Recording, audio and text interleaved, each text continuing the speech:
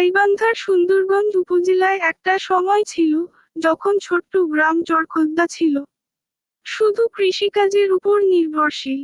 গ্রামের মানুষগুলো পরিশ্রমী ছিল ঠিকই, কিন্তু ফসলের ভালো দাম না পাওয়ায় জীবন ছিল কষ্টে ভরা। শিক্ষার অভাব, চিকিৎসার অপ্রতুলতা আর কাজের সুযোগ কম হওয়ায় তরুণরাও শহরমুখী হতো জীবিকার খোঁজে।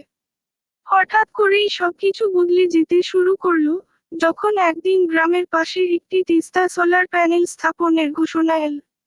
প্রথমে অনেকেই সন্দেহ করলেও ধীরে ধীরে গ্রামের মানুষের কাছ থেকে জমি ক্রয় শুরু করলো। সেখানে জমির দাম বৃদ্ধি হয়ে গেল। তারা অনেক বেশি দামে জমি বিক্রয় করে তারা ব্যবসা শুরু করেন। তিস্তা সোলার প্রকল্প বাস্তবায়ন শুরু হলে গ্রামে পরিবর্তনের হাওয়া বইতে লাগলো।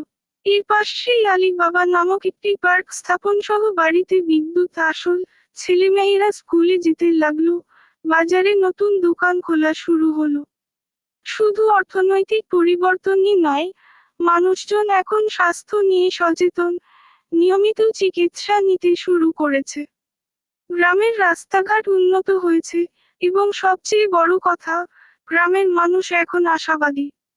সুন্দরগঞ্জের মানুষ বুঝতে পেরেছে, যখন কর্মসংস্থান বাড়ে, তখন জীবনের মানও বদলে যায়। একটিমাত্র মেগা প্রকল্প যেন তাদের জীবনকে এক নতুন অধ্যায় নিয়ে গেছে।